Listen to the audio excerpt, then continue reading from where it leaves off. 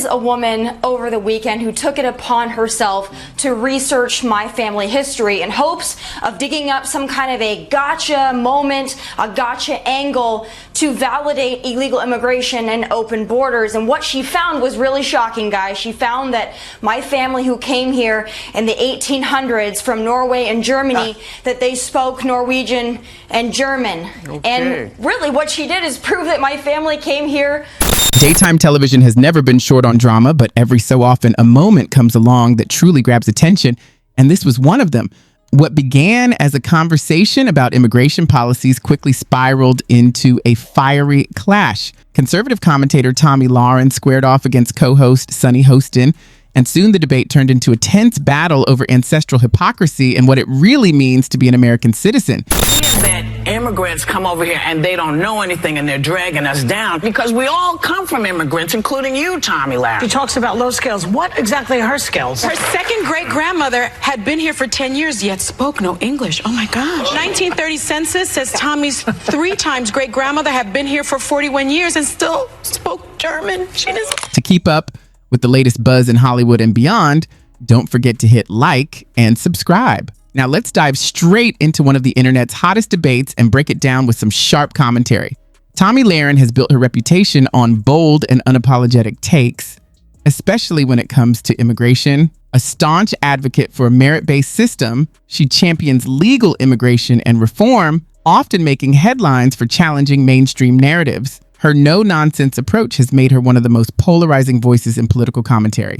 So, when Sunny Hostin brought up Lahren's own family background, sparks were bound to fly. Hostin highlighted the irony in Lahren's stance by pointing out her ancestry. According to Lahren herself, her family arrived in the U.S. in the 1800s, coming from Germany and Norway without even speaking English at the time. That detail raised eyebrows as it seemed to contradict the very argument she passionately pushes today. Hostin, who has long advocated for empathy in immigration discussions, seized the opportunity to counter Lahren's narrative. By emphasizing compassion and challenging conservative talking points, she reinforced her commitment to a more humane perspective. The result was a heated exchange that not only entertained, but also reignited a larger conversation about what it truly means to be American. There is a woman over the weekend who took it upon herself to research my family history in hopes of digging up some kind of a gotcha moment, a gotcha angle to validate illegal immigration and open borders. And what she found was really shocking, guys. She found that my family who came here in the 1800s from Norway and Germany, that they spoke Norwegian and German. Okay. And really what she did is prove that my family came here.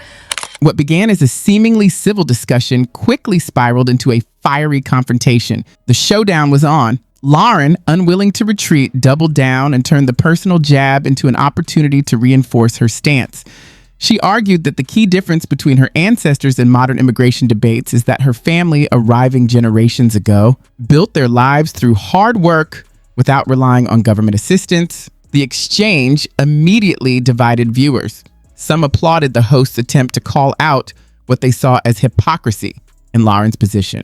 Others, however, felt the ancestry angle was a cheap shot, one that distracted from the real question of how today's immigration system should be handled. By bringing family history into the spotlight, the host blurred the line between policy critique and personal attack, leaving the audience to debate not just immigration, but the fairness of the tactics used in the argument itself. For them to go that deep in your background, you have gotten under their skin to a level I didn't think was possible. What is it about you that bothers them so much?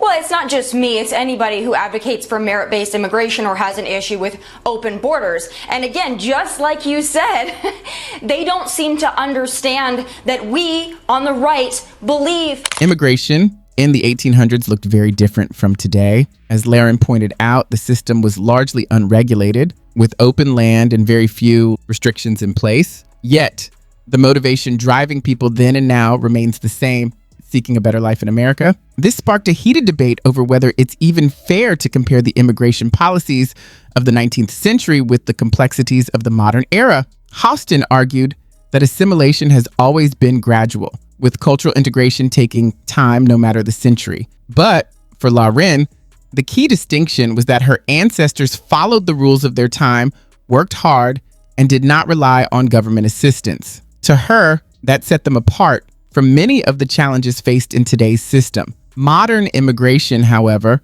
operates within a far more intricate framework, a tangled mix of laws, social programs, and national security concerns. And that contrast lies at the heart of the dispute.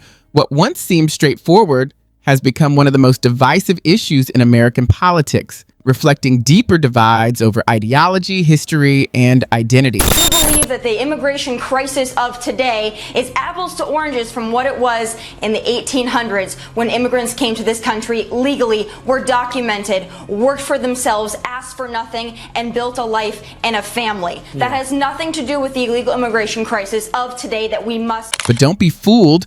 This debate was never just about immigration policies. Lahren, unfazed by the genealogical ambush, flipped the script with a calm but cutting response, rallying her supporters in the process. What began as a policy clash escalated when the host's attack turned personal. By dragging family history into the argument, the host wasn't only questioning Lahren's stance, she was challenging her integrity and using ancestry as a weapon to score political points. The fallout was immediate. Social media lit up in a frenzy, with opinions split right down the middle. Some viewers applauded the host's ancestry deep dive as a clever way to expose hypocrisy.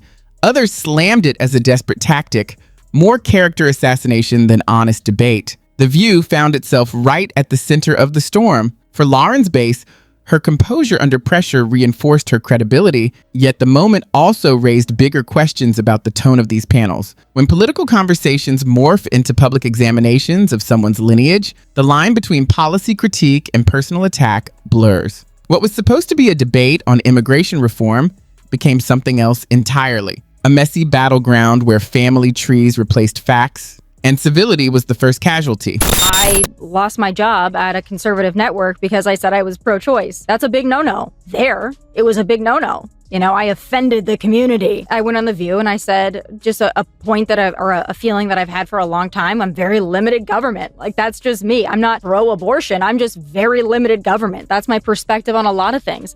And I lost my job at a conservative network for that. How did you know you lost your job? Like, what did that look like? So you go on The View, you say this, and then what happened? Then they told me, don't come back on Monday to do your show.